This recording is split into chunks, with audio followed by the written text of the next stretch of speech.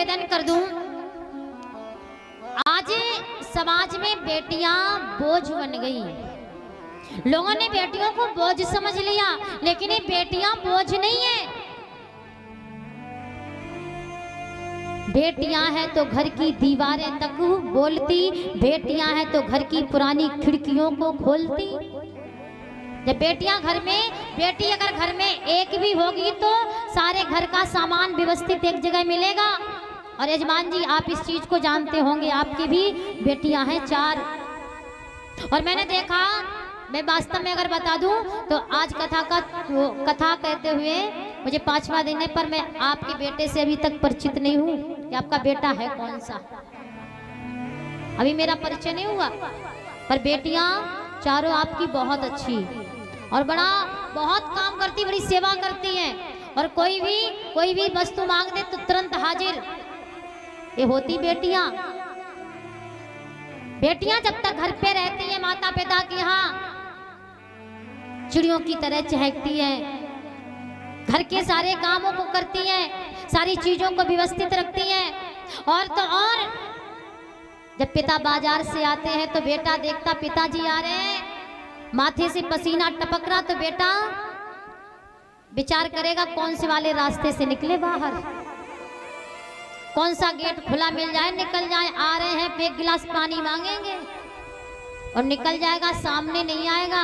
और पिता जब आते हैं, बेटियां देखती पिताजी बाजार से आ रहे, इतनी कड़ाके की धूप, इतनी गर्मी में, तो दौड़ करके जाएंगी, सीधा हाथ में गिलास लेकर के बाहर आएंगी और पिता के माथे का पसीना पोंछेंगी, पिता को एक गिलास पानी पिलाएंगी। ये होती बेटियां। और जिन्होंने अपनी बेटियों का विवाह किया, जिन्होंने बेटी की विदाई की, वो पिता जानते होंगे कि बेटियां क्या होती है। बेटी जब ससुराल चली जाती है तब बेटी की कमी महसूस होती है। और आज समाज ने बेटियों को बोझ समझ रखा है। कुछ लोगों ने, बेटियां ये बोझ नहीं है, बोए जाते हैं बेटे, उगाती है बेटियां, खाद पानी तो बेटों में पर लहराती है बेटियां। एक रेस्ट की ऊंचाई तक ठेले जाते हैं बेटे, पर चढ़ जाती है बेटियां। अरे गिराते हैं बेटे, संभाल लेती हैं बेटियां, रुलाते हैं बेटे तो रोती हैं बेटियां। अरे जीवन तो बेटों का है, पर मारी जाती है बेटियां। याद रखना, बेटियां जब तक आपके घर में हैं तो कहते हैं अगर कोई भी मेहमान आ जाए, बेटा आपके घर में 4 हैं तब भी आप ठीक से मेहमान को भोजन नहीं खिलाएंगे, और बेटी अगर एक है तो कहते हैं कि आपके घर से मेहमान भूखा नहीं लौट के जा सकता है। बेटा घर में हो तो बेशक चूल्हा ठंडा रह जाए, और बेटी घर में हो तो भूखा मेहमान नहीं जा सकता है। और आज इन्हीं बेटियों का आज इस समाज ने कहते हैं इतना तिरस्कार करना शुरू कर दिया है कि इनको अपमानित करते, नाना प्रकार की गालियां देते, पता नहीं क्या क्या करते नारियों के लिए, क्या क्या आप शब्द बोलते इनके लिए। पर विचार करिए, अगर ये बेटियां संसार में नहीं रहेंगी तो ये संसार नहीं रहेगा, ये ऐश्वर्य नहीं रहेगा, आप नहीं रहेंगे। जब तक ये बेटियां हैं तब तक ये संसार है, तब तक ये दुनिया है, तब तक ये ऐश्वर्य है, तब तक ये वैभव है। अच्छा, आप सब माँ चाहते हैं, माँ आपके पास होनी चाहिए प्यार करने के लिए। आप लोग बुआ भी चाहते हैं कि नहीं चाहते? बुआ होनी चाहिए। आपको बहन भी चाहिए कि नहीं चाहिए? बहन भी होनी चाहिए। मौसी भी चाहिए, पत्नी भी चाहिए। इतने सारे रिश्तों को जीवित कौन रखता है? बेटी। और फिर भी आज बेटियों को कहते हैं पैदा होने से रोका जा रहा है, और तो और इन बेटियों को गर्भ के अंदर खत्म किया जा रहा है। खत्म करा देते गर्भ के अंदर माता पिता, और कहते हैं जो नारी, जो माँ बेटी को गर्भ के अंदर मरवाती है वो नारी 7 जन्म तक बांझ बन करके पैदा होती है। इसीलिए जितनी भी कथा सुनने के लिए आई है और आए हैं, एक संकल्प लेकर जाना कि अपने परिवार में कभी भी बेटी की हत्या हम नहीं होने देंगे। समझ जाइए कि आपका कथा सुनना सफल हो गया। समझ जाना कि दिव्या रावाड़ी का कथा कहना सफल हो गया। एक माँ जाती डॉक्टर के पास में और डॉक्टर से कहती, डॉक्टर साहब हमारे इस गर्भ के बच्चे को खत्म कर दो। बोले क्यों? बोले इसलिए खत्म कर दो क्योंकि ये बेटा नहीं बेटी है। प्याज नहीं खाएंगे, पूजा करते हैं। लहसुन नहीं खाएंगे, बोले व्रत रखते हैं, नवरात्रि व्रत करते हैं, पूजा पाठ करते हैं, तो लहसुन नहीं खाना चाहिए, प्याज नहीं खाना चाहिए। प्याज नहीं खाएंगे, लहसुन नहीं खाएंगे, आलू नहीं खाएंगे, इन सब का परहेज करते हैं, पर अपनी ही बेटी को खा जाते हैं। और कहते हैं ऐसे लोग कितना भी व्रत करें, कितनी भी पूजा करें, जीवन में कभी इनका उद्धार, इनका कल्याण नहीं हो सकता। ऐ दुनिया के लोगों, जिस समय माँ गई डॉक्टर के पास का, डॉक्टर साहब हमारे इस गर्भ में जो बच्चा उसको खत्म कर दो। बोले क्यों? क्योंकि ये बेटा नहीं बेटी है। बेटी है। डॉक्टर ने कहा ठीक है। और जिस समय डॉक्टर उस बेटी को काटता है और काट करके जब काटने लगता गर्भ के अंदर, तो बेटी रोती है, उससे दर्द होता है, उससे पीड़ा होती है, क्योंकि वो भी जीना चाहती है।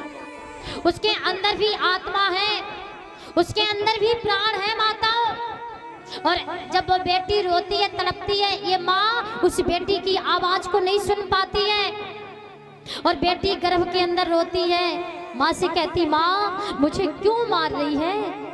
आखिर मेरा अपराध क्या है? मेरा अपराध केवल इतना है कि मैं बेटा नहीं बेटी हूँ, इतना अपराध है। लेकिन माँ, आश्चर्य की बात तो यह है कि नारी तो तू भी है और एक नारी ही नारी की दुश्मन बन गई। ये सबसे बड़ी विडंबना है।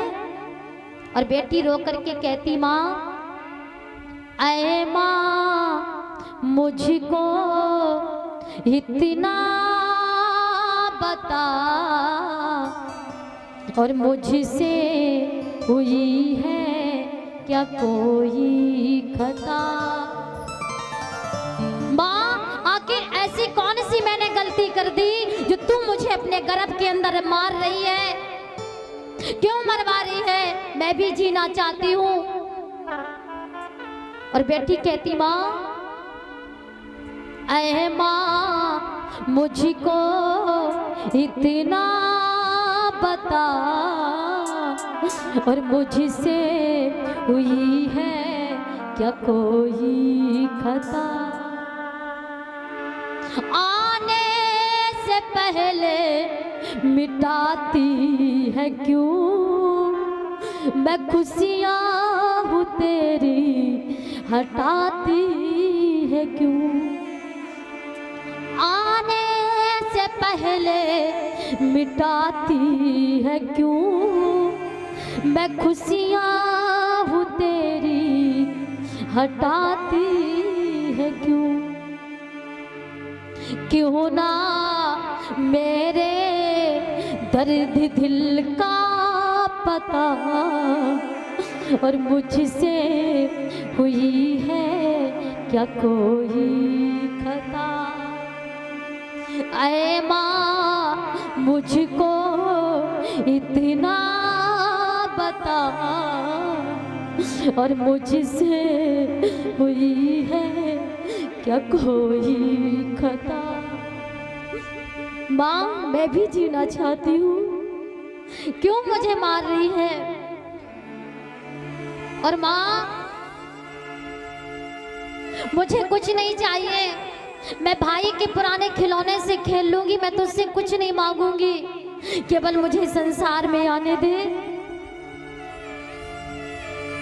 दुनिया में आके जीने तो दे, और ममता का अमृत पीने तो दे। दुनिया में आके और ममता का अमृत पीने तू दे। मैं बेटी हूँ तेरी, तू मेरी है माँ, और मुझसे हुई है क्या कोई खता। ऐ माँ मुझको इतना बता, और मुझसे हुई है क्या कोई खता। आखिर मेरा अपराध क्या है, क्यों मुझे इस गर्भ के अंदर मार रही है। मैं भी संसार को देखना चाहती हूँ, मैं भी संसार में जीना चाहती हूँ। और एक माँ अपनी बेटी की आवाज नहीं सुनती है और उस बेटी का गर्भ के अंदर कत्ल करवा दिया करती है। ऐ नरेंद्रपुर धाम के भक्तों, हमारी कथा से ज्यादा कुछ लेकर मत जाना, बस इतना संकल्प करके जाना, इन बेटियों का सम्मान करो, इन्हें संसार में जीने का अधिकार दो। ये बेटियां हैं, बेटियां बोझ नहीं होती हैं।